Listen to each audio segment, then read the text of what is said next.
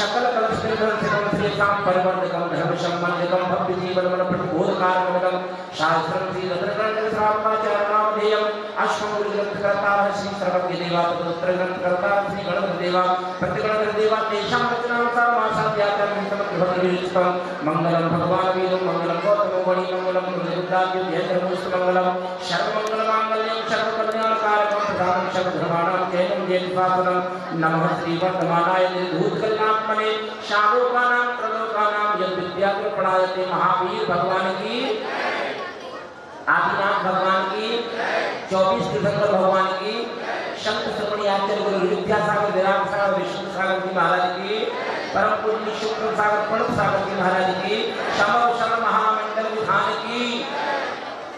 कुछ समय ज्यादा हो गया इसलिए शांत रहेगा 15-20 मिनट के लिए कुछ शांत रहिएगा। आइएगा हम चर्चा करें। एक बार ध्यान रखना ध्यान से बिल्कुल मौन होगा कि 4 विद्वान लोग विद्या अध्ययन करने के बाद 12 साल के बाद अपने गांव को लौट रहे थे। रास्ते में एक नदी पड़ी। नदी को पार करने के लिए नाविक को बुलाया। उन्होंने कहा तुम इस नदी को पार कराओ। उस नाविक ने 4 विद्वानों को नदी में नाव में बैठा लिया। जैसी नाव चलने लगी मल्हा कहते नाविक से मल्हा केवट सीधा साधा भोला भाला देखकर उन विद्वानों को थोड़ा आनंद लेना चाहा उससे और उससे कहा कि भैया कुछ पढ़े लिखे हो कि नहीं। मल्हा ने कहा पंडित जी मैं बिल्कुल नहीं पढ़ा। तुम विद्वान का तेरी 4 लाख जिंदगी बेकार चली गई। अब कोई बात नहीं गई तो गई। थोड़ी दूर नाव और चली। उन्हें मजाक सूझी। मल्हा से कहा क्यों मल्हा भैया कुछ गणित गणित का हिसाब साहब जानते हो तो नहीं। उन्होंने कहा पंडित जी साहब मैं तो अनपढ़ हूँ अंगूठा छाप हूँ। मैंने आपको पहले ही बता दिया तो तेरी 8 आना जिंदगी बेकार गई। कोई बात गई तो गई अब क्या करें। थोड़ी दूर नाव और चली। उन्हें उन विद्वानों को मजाक सूझी और मल्हा से कहा क्यों मल्हा भैया कुछ शास्त्रों का ज्ञान ध्यान किया है कि नहीं या यूं ही अपनी जिंदगी बर्बाद कर रहे हो। उस मल्हा ने कहा पंडित जी साहब आप शायद मेरी हंसी उड़ा रहे हो। मैंने आपसे पहले कह दिया मैं तो बिल्कुल अंगूठा छाप हूँ। उन विद्वानों ने कहा कि तेरी 12 आना जिंदगी बेकार गई। कोई बात नहीं गई तो गई। नाव चलती चली जा रही है। बीच घुमर में नाव पहुंच गई।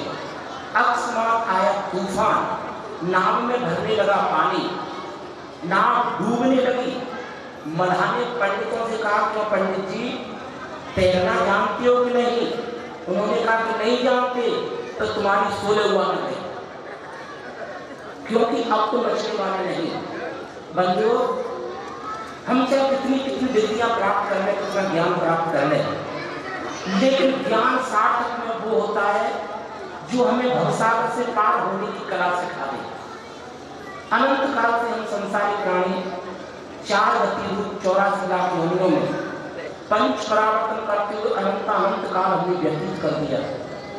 आप बता सकते हैं कौन से परिभ्रमण कर रहे हैं क्योंकि मान लो कोई पदार्थ बनाया जाता है उसकी मैन्युफैक्चरिंग डेट होती है लेकिन ये 6 द्रव्य जिसमें एक आत्मा भी द्रव्य है अनाज अनिधन है न तो इसमें कभी किसी ने कोई बनाया था न इसका कभी अंत होगा नाश होगा। इसलिए अनंत काल से हमारी आत्मा कितने दुखों को उठा रही है इस बात का भी आज तक हमें एहसास नहीं हो पाया। बल्कि हम बड़ी से बड़ी डिग्रियां प्राप्त कर रहे हैं। वो डिग्रियां एक जीवन में तो काम आ सकती हैं लेकिन भवांतर में यदि उन ज्ञान को काम में लेना हो तो हमें समीचीन ज्ञान को प्राप्त करना पड़ेगा और वो होता है सम्यक ज्ञान। सम्यक ज्ञान किसे कहते हैं। ज्ञान समानन आम जगत में सुख को कारण। यदि कोई संसार में सुख का कारण है वो ज्ञान है। जिस व्यक्ति को समीचीन ज्ञान होता है उसके जीवन में चाहे कितनी भी विषम परिस्थितियां आ जाए वो अपने ज्ञान के माध्यम से अपने आप को संबोधित कर लेता है। उसको भेद विज्ञान हो जाता है। संसार के प्रति या जो भी हम संसार में अनादिकाल से परिभ्रमण कर रहे हैं उसके प्रति उसको वास्तविक ज्ञान हो जाता है। क्या संसार की स्थिति है, क्या शरीर की स्थिति है, क्या भोगों की स्थिति है, कैसी भी विषम परिस्थिति आ जाए वो उनमें अपने आप को संबोधन करके अपने आप को संभाल लेता है। क्योंकि लिखा knowledge is the translate of life, ज्ञान वह है जो जीवन को परिवर्तित कर दे। एक बुंदेलखंड की घटना है, एक दंपत्ति के 2 युगल पुत्रों ने जन्म लिया। पुत्र 20-22 साल के हो गए। एक तो वह नदी किनारे नहाने गए। जैसे नदी किनारे पहुंचे, उस नदी किनारे पर जो दरिया गहराई थी उसका उनको एहसास नहीं था, ज्ञान नहीं था। और जैसे पानी में प्रवेश किया, गहराई थी और वो डूब गए और डूब करके दोनों मृत्यु को प्राप्त हो गए। वहाँ जो लोग देख रहे थे उन्होंने उन दोनों बालकों को निकाला और पहचाना कि ये तो फलाने सेठ के लड़के हैं। दोनों को घर पर लाया गया। उनके पिता घर पर नहीं थे। माँ भोजन बना रही थी, अपने जीवन साथी का इंतजार कर रही थी। माँ से कहा कि माँ कि ऐसा ऐसा वाक्य आपके दोनों पुत्रों के साथ घटित हो गया है। माँ यदि हम धर्मात्मा सम्यक दृष्टि में हैं तो इसमें कोई प्रश्न चिन्ह नहीं लगा सकता। उस माँ ने कहा कि बाजू वाले कमरे की कुंडी खोल करके उनको लेटा दो और कमरे को बंद कर दो। वो अपने पति का इंतजार कर रही थी। जैसे ही पति आए, पति से कहा कि आइए भोजन तैयार है, भोजन कर लो और मुझसे आपको एक प्रश्न पूछना है। उस हाथ पैर धो करके जैसे चौके में भोजन करने के लिए बैठा, आधा भोजन हो गया। पत्नी ने प्रश्न किया कि आज हम 1 महीने पहले पड़ोसी के यहाँ से जो सीढ़ी लाए थे, लकड़ी की सीढ़ी होती है, वो आज मांगने आया था। मैंने उसके मना कर दी क्योंकि मैं आपके पूछे बिना कैसे दे सकती थी। पति ने कहा कि इसमें पूछने की क्या बात है, वो तो अमानत थी और दूसरे की अमानत तो लौटाई जाती है, आप दे देते। अब उसने कहा कि हाँ चलो कोई बात नहीं, अब आपकी स्वीकृति मिल गई, मैं उनको दे दूंगी। जब पति का पूरा भोजन हुआ, हाथ पकड़ करके उस कमरे के किवाड़ को खोला जिसमें दोनों सब पड़ी हुई थी। उसने कहा कि आज से ठीक 20-22 साल पूर्व हमको किसी ने अमानत के रूप में ये 2 पुत्र दिए थे और आज वो मांगने आ गया, मैं उससे मना नहीं करता। आचार्य कहते हैं पुण्य पाप फल माहि हर्ष दिल को मत भाई, ये पुदिगल पर्याय उपज दिल से फिर आई। लाख बात की बात सदा निश्चय और आनो, तोड़ सकल जगदंत बंद निज आत्म ध्यान। हे भक्ति जी, ये जो संसार की विभूति या संसार की विभूति का अभाव, ये पुण्य और पाप की पर्याय है। पुण्य का उदय होगा तो हमें सारी विभूति मिल जाती है, और जब पाप का उदय होता है तो सारी विभूति, शास्त्रों में प्रमाण आया, रत्नों के भरे संदूक कोने में परिवर्तित हो जाते हैं। पाप का वक्त उदय आता है। तो हमारे आगरा में एक सेठ थे अपनी जैन समाज के, जिनकी हर बड़े बड़े शहर में 52 गद्दियां थी। जब वो बाजार में निकल जाते थे, अभी जीवन 25-40-45 साल पुरानी बात है, बाजार में निकल जाते थे, ऑटोमेटिक चीजों के भाव बढ़ जाते थे कि आप तो सेठ भी आए हैं और पूरी मंडी इन्हीं की होगी, तो सेठ लोग भाव बढ़ा देते थे। उस व्यक्ति के जीवन में जब पाप का उदय आया तो रात एक रात में 52 गद्दी समाप्त हो गई। इतना घाटा आया। घाटा क्या था? चीनी से भर करके बैल गाड़ियां आ रही थी, ट्रेन। अकस्मात जब पाप का उदय आता है तो ऐसी घटना अकस्मात घटित हो जाती है। भयंकर बारिश हुई, बारिश का कोई मौसम नहीं, और पूरी की पूरी चीनी पानी बन करके बह गई। अब वहां नौकरी करने वाले लोग रोते थे कि चलो हम तो नौकरी नहीं अलग कर लेंगे, लेकिन इस घर की बहुएं जिन्होंने कभी हाथ से गिलास उठा करके पानी नहीं पिया, बग्गियों में मंदिर जाया करती थी, इनका क्या होगा? कहने का तात्पर्य है बंधु, न जाने कौन सा पल कब क्या घटित हो जाए। क्षण मात्र में एक करोड़पति रोडपति बन जाता है और रोडपति करोड़पति बन जाता है। इसलिए वो सम्यज्ञानी व्यक्ति जिसको भेद विज्ञान हो जाता है, वो जान लेता है कि जी पैसे का सद्भाव और विभूति का अभाव ये तो पुण्य और पाप की दोनों पर्याय हैं। क्या पता पुण्य का उदय कब आ जाए तो क्या पता पाप का उदय कब आ जाए। इसलिए अपने आप को अपने जीवन में सामंजस्य, दोनों स्थितियों में सामंजस्य बना करके वो रखता है। इसलिए कल तक जो चर्चा की थी, लेकिन सम्यज्ञानी कौन होता है? जिसको सम्यक दर्शन की प्राप्ति हो जाती है। क्योंकि जैसे ही सम्यक दर्शन की प्राप्ति होती है, सारा का सारा ज्ञान सम्यक ज्ञान में परिवर्तित हो जाता है। जो कल हमने 8 अंग सम्यक दर्शन के बताए, जैसे डॉक्टर थर्मामीटर से बुखार को नाप करके बता देता है कि इतने डिग्री बुखार है, ऐसी आचार्यों ने हम भक्त जीवों के लिए 4 थर्मामीटर बताए कि जो व्यक्ति अपने संसार से पार होना चाहता है उसको सम्यक दर्शन प्राप्त करना ही पड़ेगा। क्योंकि सम्यक दर्शन के अभाव में, सम्यक दर्शन माने सही श्रद्धा, जो संसार, शरीर और भोगों का वास्तविक स्वरूप है उसका ज्ञान करना, उसके लिए 4 थर्मामीटर दिए आचार्यों ने। अपने आप में डाल करके देखना। पहला थर्मामीटर दिया सम्यक दृष्टि व्यक्ति, प्रसन्न भाव होते हैं, प्रसन्न यानी कसायों की मंदता, मात्र अकेला क्रोध नहीं, क्रोध, मान, माया, लोभ, चारों कसाय बिल्कुल मंद मंद मंद होती चली जाती है। आचार्य ने 4 चीजें ऐसी बताई कि जिनको कम होती हुई इनको कम मत समझना। नंबर 1 अणुथोगम। अणु कहते हैं हम किसी से कर्जा ले लें तो कर्जा यदि व्यापार अच्छा नहीं हो तो मूलधन तो क्या ब्याज नहीं चुकाती है जीवन पर्यंत। इसलिए छोटे से कर्जा को भी अच्छा मत समझना। व्रणथोगम, शरीर में कोई फुंसी या घाव हो जाए, यदि हम उसका इलाज नहीं करें तो छोटी सी फुंसी या फोड़ा कभी कभी नासूर बन जाती है और जीवन को समाप्त कर देती है। इसलिए उसको भी थोड़ी सी बीमारी को भी कम मत समझना। अणुथोगम, व्रणथोगम, अग्निथोगम, अग्नि की चिंगारी, छोटी सी चिंगारी है और हम उसको वैसे छोड़ दें चूल्हे में, एक छोटी सी चिंगारी क्या करेगी और हम सो जाएं और अकस्मात आ जाए तूफान तो वो छोटी सी चिंगारी सारे महल को जला करके नष्ट कर सकती है। इसलिए उस छोटी सी चिंगारी को भी कम मत समझना। ऐसी कसाय थोगम, जो हम छोटी छोटी कसाय करते हैं, जब वही कसाय संस्कार में परिवर्तित होती है तो छोटी छोटी बातों में हमें क्रोध आने लगता है, मान आने लगता है, मायाचारी करने लगते हैं, लोभ करने लगते हैं। इसलिए ये कसाई को भी, थोड़ी सी कसाई भी अच्छी मत समझना।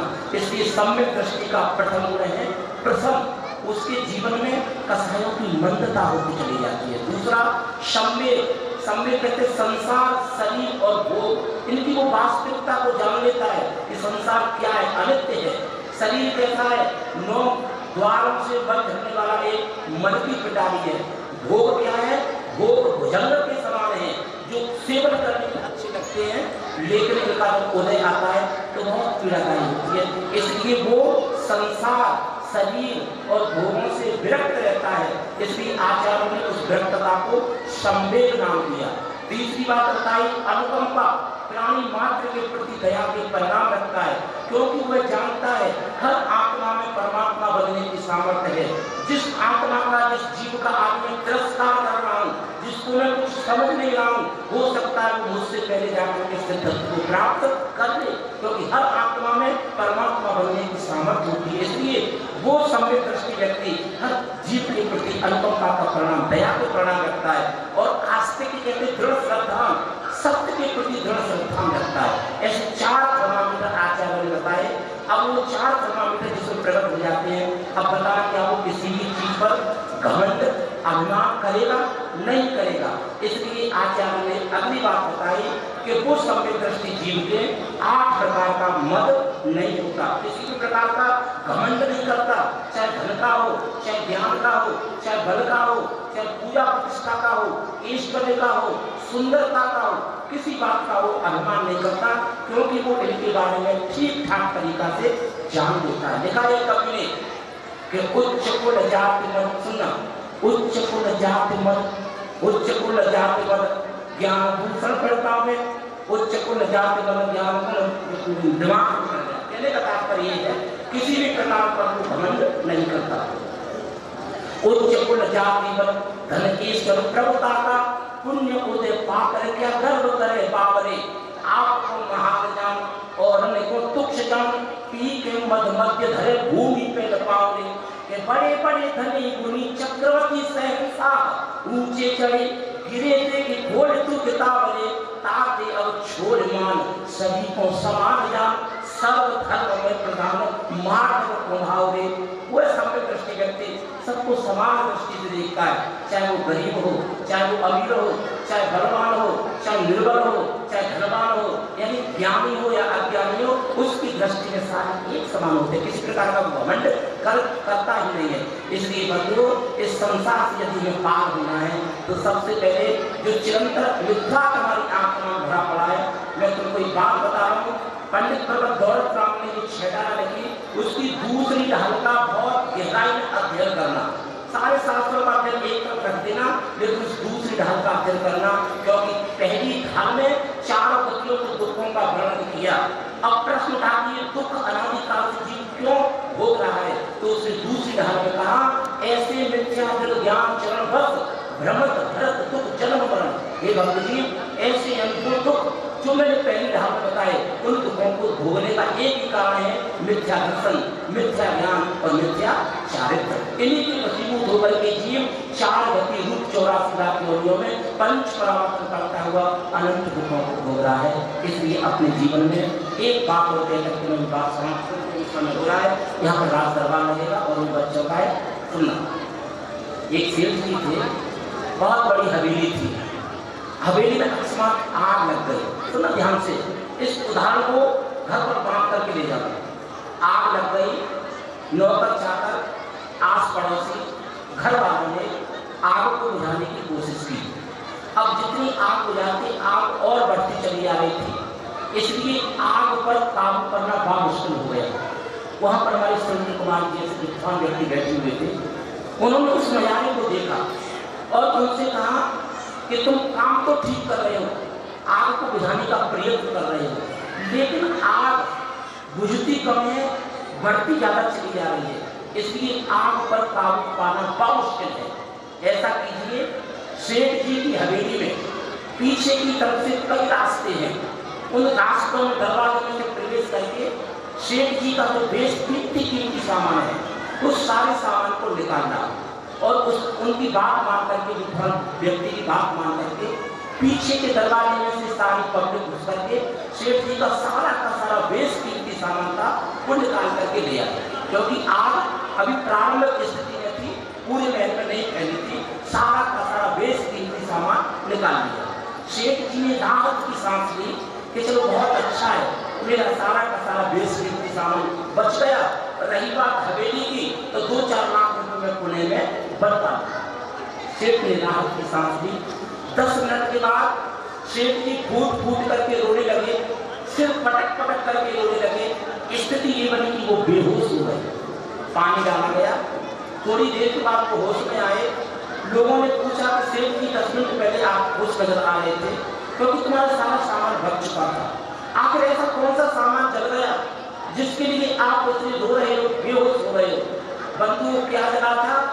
आग की लपटों में से जो कीमती सामान निकाला गया था, उस कीमती सामान का उत्तराधिकारी बनने वाला, उसका इकलौता 2-2.5 साल का बेटा किसी कमरे में झूले में सो रहा था, उसको किसी ने निकाला नहीं और आग की लपटों में जल करके राख हो गया। अब बताइए क्या होगा उस सामान का जिसका इकलौता बेटा हो, आगे बेटा होने की कोई संभावना नहीं और सारा का सारा सामान बचा लिया, लेकिन उसका उत्तराधिकारी बनने वाला पुत्र मर गया। आचार्य कहते हैं नहीं लगी होगी सेठ की हवेली में कोई आग, नहीं जला होगा सेठ का कोई पुत्र, लेकिन हम सभी संसारी प्राणियों की आत्मा के साथ ये अनाथ काल से वाक्य होता चला जा रहा है। हमारी आत्मा, हम पर पदार्थों को बचाने में हम अपने जीवन की सारी कीमती स्वास्थ्यों को गंवा देते हैं, लेकिन हमारी आत्मा जो स्वयं मैं हूँ उसका आगामी भव क्या होगा इसकी हमें किसी को कोई चिंता नहीं रहती। इस जीवन की सारी स्वास्थ्यों को हम इन पर पदार्थों को एकत्रित करने में या पर पदार्थों की ही दृष्टि लगा करके सारे जीवन जो एक मनुष्य पर्याय, जिस पर्याय में हम आत्मा से परमात्मा बन सकते थे, जिस पर्याय को हम यूं ही गंवा देते हैं। और ये अब नहीं, अनादि काल से यही सिलसिला चला आ रहा है। बंधुओं, बड़ा पुण्य का उदय हमारा। मान लीजिए हमको दर्पण मिला है, दर्पण में हम चेहरा देख रहे हैं और चेहरे पे गंदगी लगी है, तो हमारा दायित्व और कर्तव्य बनता है कि उस दर्पण में अपने चेहरे को देखकर चेहरे पर लगी हुई गंदगी या काले को साफ करें। मान लीजिए हमारे हाथ में दर्पण भी है, हम अपना चेहरा भी देख रहे हैं, हमें मालूम भी पड़ गया कि हमारे चेहरे पर गंदगी लगी है और उसे साफ नहीं करें तो उस दर्पण का प्राप्त करना कोई औचित्य नहीं रहता। इस पुण्य कर्म के माध्यम से इस निकृष्ट पंचम काल में जहाँ भौतिकता का चकाचौंध, पग पग पर मन को दिलाने वाले साधन उपलब्ध हों, न जाने हमने पूरा भक्त कौन सा पुण्य किया था जिसके माध्यम से हमें 3 दर्पण हमारे हाथ आए जो हमें हमारी वास्तविकता दिखाते हैं। वो है सच्चे वेद, सच्चे शास्त्र और सच्चे गुरु। हम इनको मानते हैं, लेकिन आज तक हमने इनकी बातों को नहीं माना।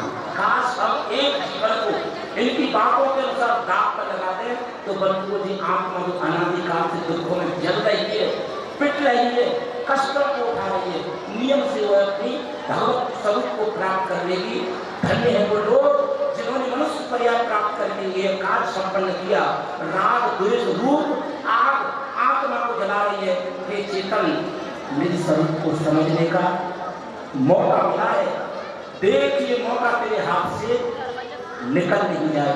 ऐसी पवित्र भावना के साथ जय बंधु बंधु सदा जय धर्म जलमाय जाते सेवक सुलभ है बस पक्षी तिल जाए करो धर्म जिलराज को संशय नहीं कवदेश जाति भविष्य घट गई ताको यह उपदेश पुण्य बिना नहीं पाइए भली वस्तु का जोग ताक पके जब काटते भूत कंठ में रोग आदि अंत इस धर्म से सुखी रहे सब जीव याते तत्व वचन करे श्रेयो भक्ति सदी धर्म करत संसार सुख धर्म करत निर्वाण धर्म पंथ शादी बिना नृत्यंज समान। बड़ी कल्याणकारी श्रीमद् जैन धर्म की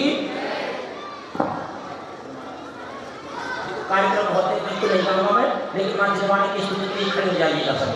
3 मिनट की जिरवाणी ध्यान सदा देव अरिहंत दर्शन ज्ञान चरित्र तप धारक परम दिगंबर मुद्राधार शो गुरुदेव बसो हृदय मेरे अष्ट कर्म कृत होय निवार अष्ट कर्म कृत होय निवार। तालियां दिल में कि हमको अपना आशरा दे सबको अपना आशरा दे पानी माँ जिन वाणी माँ ओ पानी जिन वाणी माँ जिन वाणी माँ मूक अगणित हो गए बा चाल पाते दी कृपा मूक अगणित हो गए बा चाल पाते दी कृपा निर्धनों को द्रवित माला माल तूने कर दिया फिर ज्ञान की जो भी जगा दे रश्मई रश ना पिला दे पानी माँ चिलवाणी माँ ओ आदिनाथ से महावीर तक महावीर से आदिनाथ शंभवनाथ की वाणी अभिनंदन की वाणी चंदा प्रभु की वाणी शांतिनाथ की वाणी विद्यासागर की वाणी विष्णु सागर की वाणी पारस रस प्रेम का रस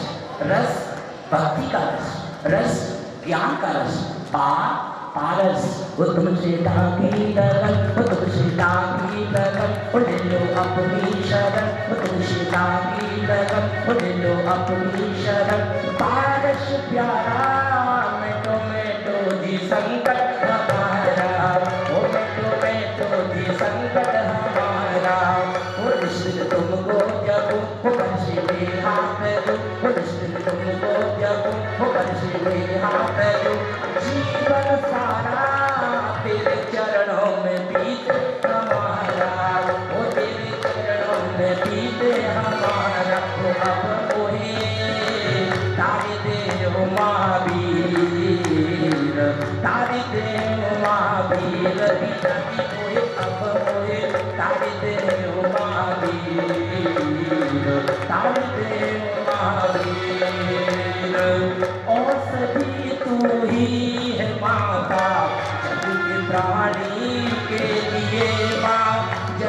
प्राणी के लिए, बस तेरी कृपा माता सबकी वाणी के लिए, माँ सबकी वाणी के लिए। तो ज्ञान की ज्योति जगा दे, रसमयी रस ना पिला दे, पानी माँ पानी माँ हो जा पानी के ज्ञान से, छुए तो पालो सो पानी मस्तक नमो सदा देत हूँ ये जिनवाणी भारती कोई जपोट करे, जो तेरा शरणा गए सो पावे सुख चैन। अरिहंत को गुरुषि निर्गंध, दया धर्म पालो सदा यही मोक्ष का पंथ। सब मंत्रों में श्रेष्ठ है श्रेष्ठ मंत्र नवकार, इसीलिए सब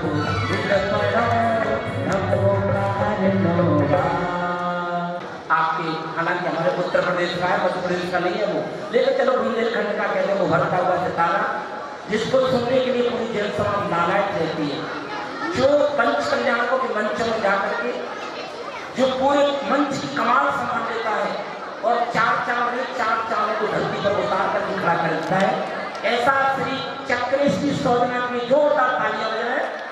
और मैं अनुरोध करूंगा मिस्टर चक्रेश्वरी सौजना, उत्तर प्रदेश, भारत और ब्रह्मांड, एक बार पूरे जोरदार तालियां कमजोर नहीं आपकी, बस ये चार तालियां आएंगे भैया चक्रेश्वरी। और आगे की प्रक्रिया के लिए मैं निवेदन करूंगा भैया चक्रेश्वरी हर देव का तुलसा होगा। कल हालांकि परसों दिग्विजय निकलेगी, कल हम पूरे दिन हमने और सौदा चक्रेश और भी यहाँ के जो विद्वान कवि हैं वो पूरा का पूरा एक 1.5 घंटे का कवि सम्मेलन रखेंगे, इसलिए आज काम बहुत है और मैं निवेदन करूंगा चक्रेश्वरी से आए और आज का ये कार्यक्रम प्राप्त। एक बात पूछूं क्या?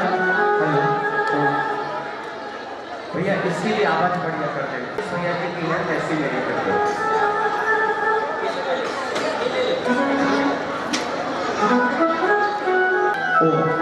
देखिएगा जैसे कि आदरणीय प्रतिष्ठाचार्य जी ने कहा है कि कल की महाआरती किनके घर से आएगी। पहले तो आप ये बताओ कि अभी आरती लगाने का मन है क्या?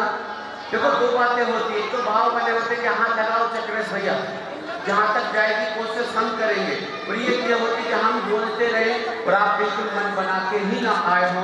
तो भाई नन्ही मुन्नी बेटियां हैं, उनकी भी सुंदर सुंदर प्रस्तुतियां हैं, है क्या मन लगाओ अभी बोली। देखो इधर से तो कोई मुस्कुरा भी नहीं रहा भैया, कल लगाए कल चलो 5555 रुपया, बहुत बढ़िया 5555 हो जाओ 5555 रुपया। उतारो मिलके सभी निहारों मिलके, अरे समझ शरण की आरती उतारो मिलके, अरे समझ शरण की आरती उतारो मिलके।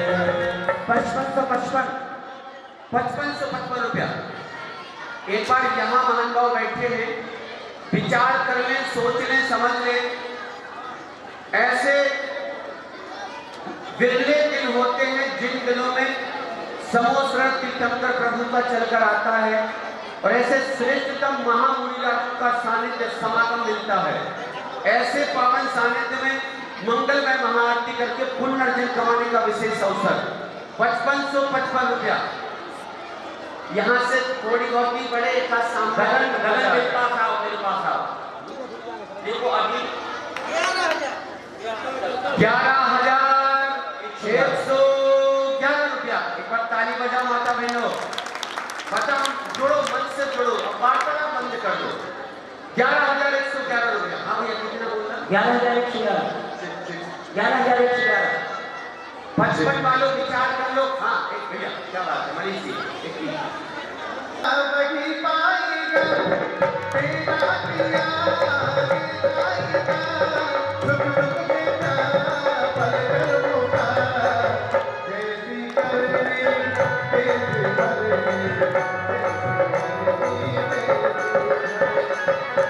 आप कर रहे हैं जो बोएगा सो पाएगा, जैसी करनी वैसी भरनी। सखी कहा है, ये सौभाग्य भैया जी उनके ही कर कमरों में जाएगा जिनका सौभाग्य प्रबल होगा कल महाआरती लाने का। क्योंकि कहा गया है, ऐसे तो बहुत बैठे हैं दानवीर, पर राशि उनकी ही लगेगी जिनका सौभाग्य होगा। कहते हैं कि पत्थर पे कमल खिल नहीं सकता। क्या बात है? पत्थर पे कमल खिल नहीं सकता, बन जाए भवन तो भैया कोई बात। हाँ पत्थर पे, हाँ पत्थर पे कमल खिल नहीं सकता भैया, संगीत नहीं। पत्थर पे कमल खिल नहीं सकता। एक बार ताली बजा दो यार, बीच में बड़ी लाइन फिसल है।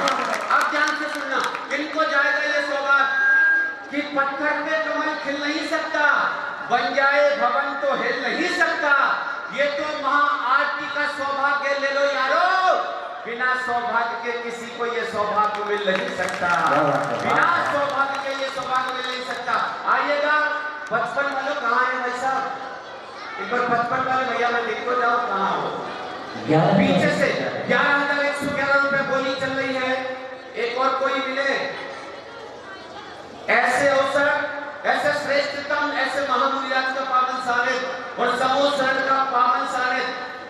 बहुत आरती मिलेगी करने को, पर जिसमें देव शास्त्र और गुरु तीनों समाहित हो, ऐसे भक्त समूह शरण की मंगल में महाआरती करने का सौभाग्य। कितना पीछे बोल रहे हो भैया? देखो ये काम तो कल परसों 2 दिन का मौका है बस। 2 दिन के बाद समस्या विघटित तो होगा, हम कहीं होंगे, आप यहीं रहेंगे, इसलिए मन रोक लगा शीघ्रता से 11,111 रुपए मंगलमय त्रिलोकीनाथ भगवान की मंगल महाआरती। एक बार कोई 12 तो करो, फिर 11 वालों से 15 करा लूंगा यार। एक बार कुछ कोशिश तो करो बढ़ के। हाँ बाबूजी, मेहमान वाले बाबूजी कुछ कह रहे हैं? हाँ एक बार बस, आपको नहीं लेनी बोली, सुनो मैं एक उपाय बता रहा हूँ। आपको बोली लेनी नहीं, बस आपको एक बार बढ़ के बोलो। बोली लेने वाला 11 वाला बोला 51 तक जाएगी तो मैं 51,000 तक लूंगा। उसने तो मन बना ही लिया, पर आपके निमित्त से यदि मंदिर जी को दान राशि अधिक मिलती है तो एक बार 12 करो। अच्छा मैं 15 महा करा लूँ। कीजिए किसी का मन हो रहा हो तो अन्यथा 11,111 रुपए और किसी दानवीर का मन सौभाग्य करो 3 करो, फिर कोई नहीं बोल रहा। 11,111 रुपए, 11,111 रुपया 2 और 11,111 रुपया 2.5 पौने 3 और ये छोड़ू क्या? छोड़ो 55 रुपए भैया। एक बार कमेटी संकेत कर दे।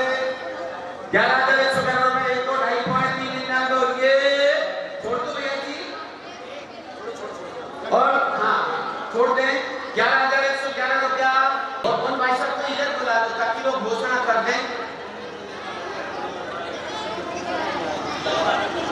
परम आदरणीय श्रीमान मोनू जैन अजनौर वाले, प्रसन्न कुमार जी, प्रभात कुमार जी, एक बार ताली बजा दूंगा। अजनौर वाले संपूर्ण परिवार ने सौभाग्य अर्जित किया। कल त्रिलोकीनाथ भगवान की मंगल में महाआरती लेने का एक बार जोरदार ताली बजा दीजिएगा। और उनकी ओर से हम निवेदन कर रहे हैं कि सकल समाज उनके द्वार पर पहुंचकर 50 ग्राम सोने की चेन भी मिल जाए। अपनी बात दिल बड़ा खोल के उन्होंने कहा, आप तो बड़े नहीं साहब, वो तो मैं बताऊं, मैं इनके पास कभी खड़ा नहीं होता पास में, देखो दूर खड़ा हूं। अभी गोरे गोरे लग रहे होंगे, हाँ अब काला बन जाऊं, देखना मजाक नहीं कर रहा, लगने लगे काले की नहीं। इनसे दूरी बना के रहा करो। ये पूरन का चांद आप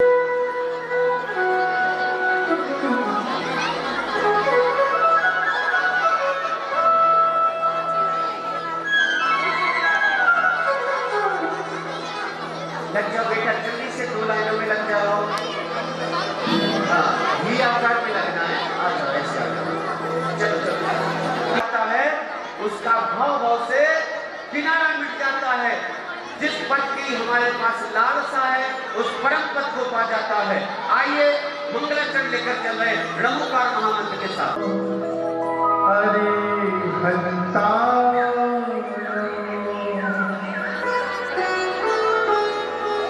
नमो सिद्धाय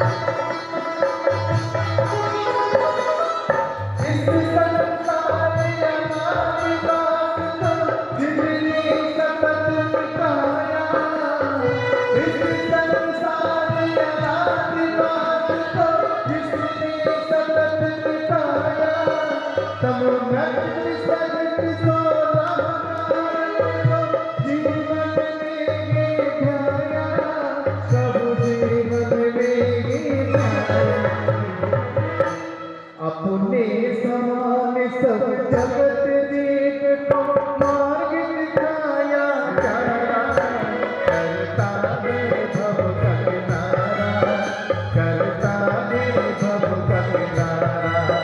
तेरे सब शरण मन जग विधान का देखो सब प्यारा, करता है भव से किनारा, करता है भव से किनारा।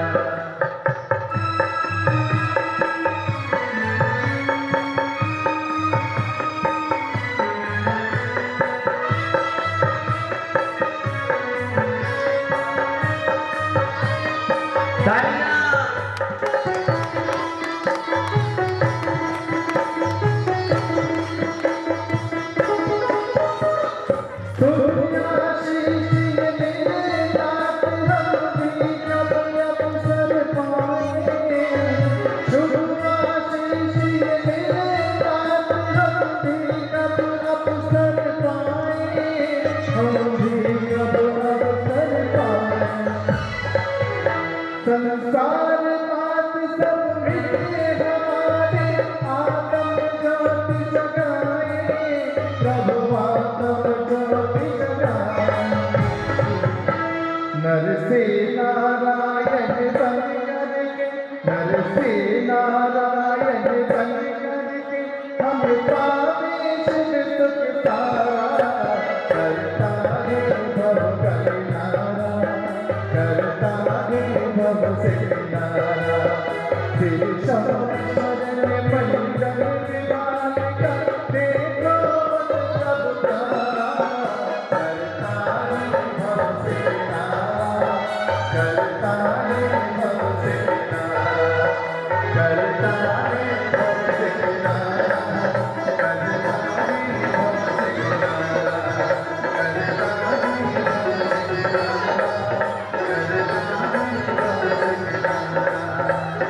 जय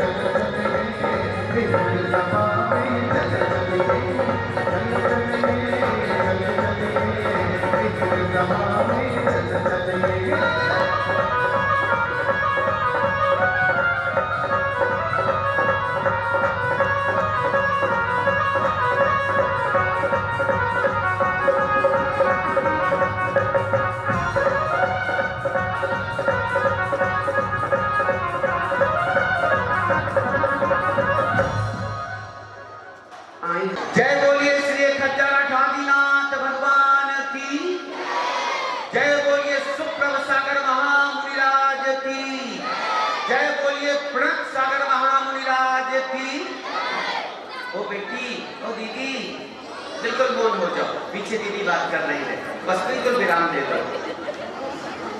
एक बार पुनः अष्टकुमारियों के लिए ताली बजवाऊंगा। 1 मिनट में बता पाया, जितनी भी तैयारी की बहुत अच्छे से की, कल उनको अच्छे से सिखाएंगे, फिर आपकी बेटियां नवनिधियां और 14 रत्न बनकर फिर आएंगी सभा में, इसलिए कल इनको ठीक 2 बजे प्रैक्टिस के लिए भेज देना, ताकि अच्छे से इनको सिखा सके। अभी बेचारी 5 बजे आई और 5:15 तक सीख पाई, इसलिए अच्छी प्रस्तुति ना दे सकी, पर कोई बात नहीं, संख्या भी तो आपने अधिक रखी है। और बेटियों के लिए ताली बजा दो, बस शुरू करते हैं हम। ऐसे नहीं, कैसे बजानी है दीदी? सुनो ना, ताली बजानी। अब कोई बात नहीं करेगा, मुझे अच्छा नहीं लगता बात करना। अम्मा जी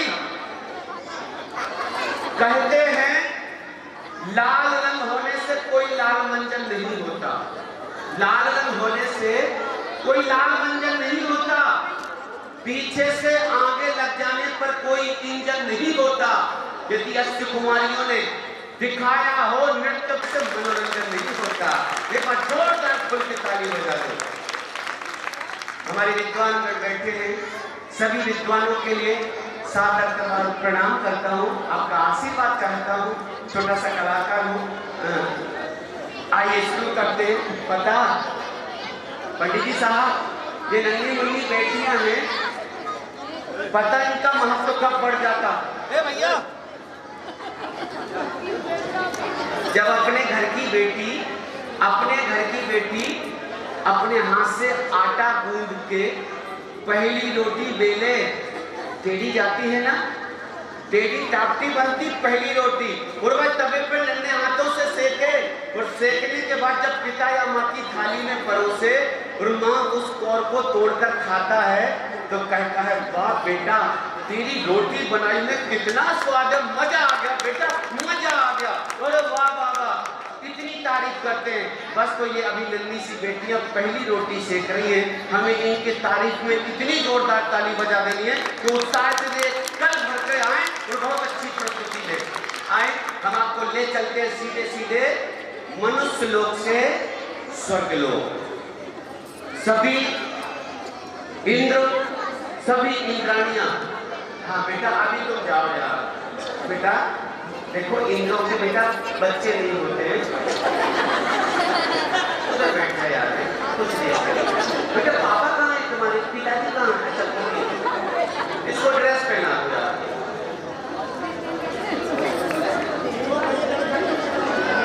बस रोने ना पाए।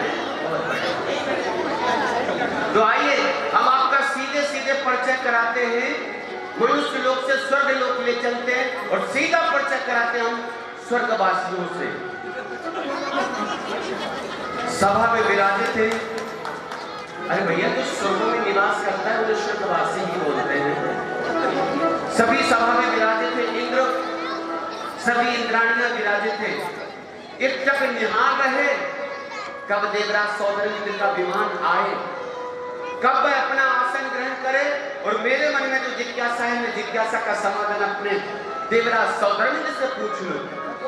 विलंब होता देख सौदर के आने में एक इंद्राणी के मन में जिज्ञासा बनती, जब तक देवेंद्र नहीं आते मैं अपनी मन की जिज्ञासा अपने स्वामी से पूछ लेती हूँ, और वह आती है और भक्ति करते संकेत करती है ना इधर तो आइए, आज मेरा मन भक्ति करने का कर रहा, और भक्ति करते हुए आ रही आज भक्ति। अरे जीतो जीतो जीतो जीतो जीतो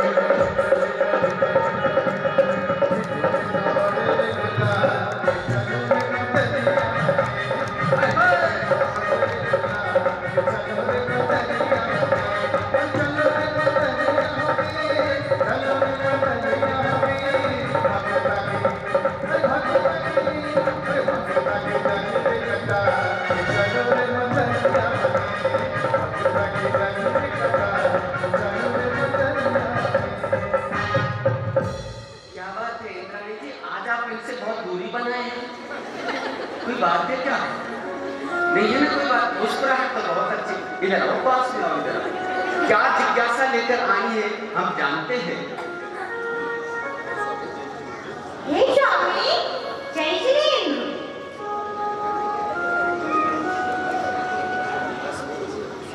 हे प्रिय जय जिनेन्द्र। हे स्वामी, हे स्वामी, मेरे मन में एक जिज्ञासा है जिसका आप समाधान कीजिए। हे प्रिय, हे मेरी नीलकंठनी, आपकी क्या जिज्ञासा है, व्यक्त कीजिए। हे स्वामी, मैंने मनुष्य रूप में एक ऐसा दृश्य देखा है। कैसा कैसा दृश्य देखा है प्रिय? ऐसा दृश्य देखा है जिस दृश्य को देखकर मुझे बहुत ही हंसी आ रही है। कैसी हंसी प्रिय? कैसी हंसी आ रही है प्रिय, बताइए तो। मैंने दृश्य देखा कि एक सेठ जी डोली में बैठकर जा रहे थे। अच्छा, और थोड़ी ही दूर डोली जाने पर सेठ जी बोले कि रुको रुको, यह कहा रुको रुको रुको। यह सुनकर कहारू रुक गए और सेठ जी बोले मुझे बहुत ही थकान आ रही है। अच्छा, आगे आगे क्या हुआ?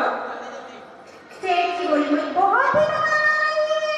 अच्छा, यह सुनकर सेठ जी ने बोला कि तुम मेरे पैरों पर मालिश कर दो। कहारू ने वहां रुककर उनके पैरों पे मालिश कर दी। यही अच्छा, कहारू। समझ में आ गया आपके? पर तालीम तो जिज्ञासा बहुत अच्छी है।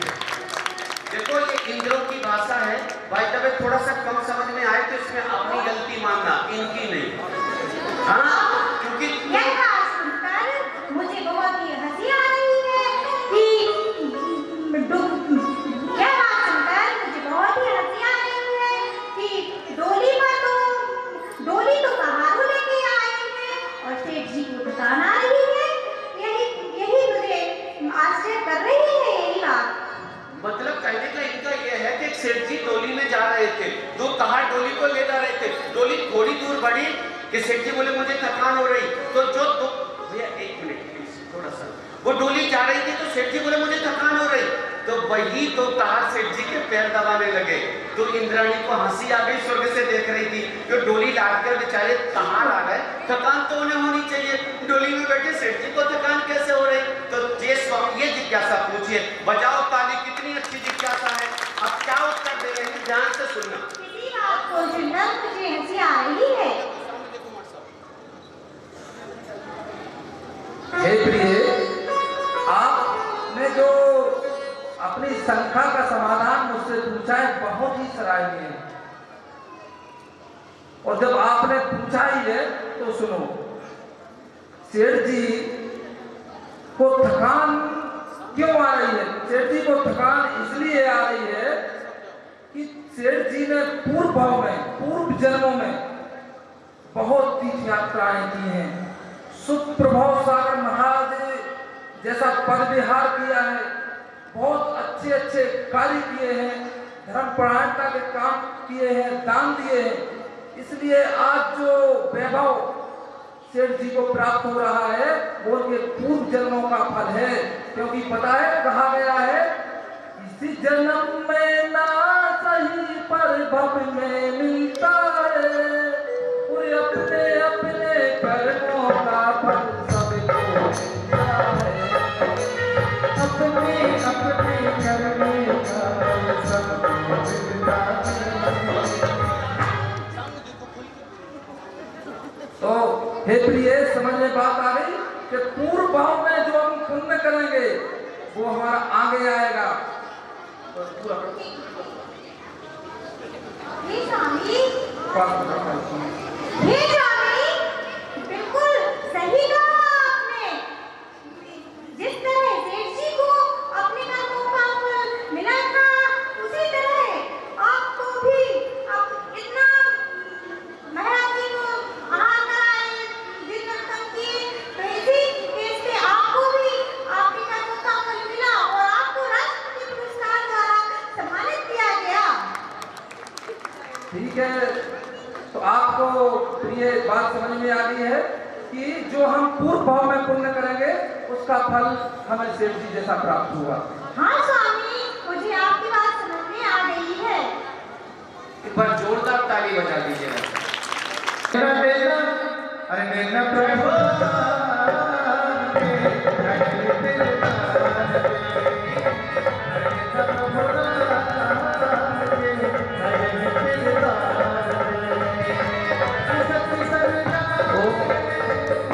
देखो अलग अलग भक्ति नहीं करनी।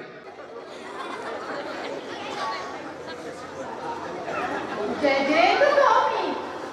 जय जिनेंद्र प्रिय, हे स्वामी, हाँ मेरे मन में जिज्ञासा है, उसका समाधान चाहती हूँ। जय जिनेंद्र प्रिय, कहो कोकिल कंठनी, क्या जिज्ञासा है? आज बड़ी ही प्रसन्न दिखाई दे रही हो। हे स्वामी, आज हम स्वर्गलोक में देव देवी बने हैं, तो हमने कौन सा पुण्य किया होगा? हे स्वामी, आज हम स्वर्गलोक में देव देवी बने हैं, तो हमने कौन सा पुण्य किया होगा जो आज हम इंद्र सभा में बैठकर स्वर्गलोक में देव देवी बने हैं? धन्य हो प्रिय, आपने बहुत अच्छी जिज्ञासा व्यक्त की है। देखो कितना अच्छा प्रश्न किया स्वामी। आज भी देवी और आप देव बने हो, तो हमने कौन सा पूर्व जन्म में ऐसा कर्म किया होगा जो देवगति मिली? कौन से कर्म करने से जीव देवगति में जाता है, ये जिज्ञासा रख रही है। ध्यान से सुनना, आप भी चाहते हो ना देवगति में जाना, तो ध्यान से सुनो क्या करना होता तब देवगति मिलती। हे स्वामी, आज हम स्वर्गलोक में देव देवी बने हैं। नहीं बोला था, बताओ बताओ, हमसे संभव हुआ तो मैं आपकी जिज्ञासा का समाधान कर दूंगा। यदि मुझसे ना बना तो हम दोनों मिलकर सौधर्म से पूछेंगे। धन्य हो स्वामी।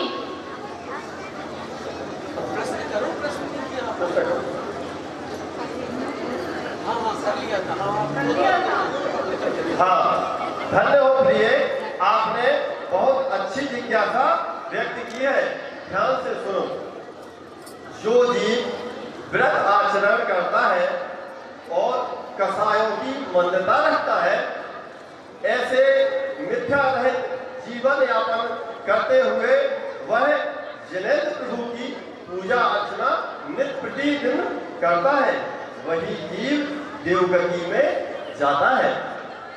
कहा भी तो गया है, जो जन नित्य पूजा करे सो नर इंद्र समान, और मनुष्य मजूरी देते हैं तो फिर क्यों ना दे भगवान।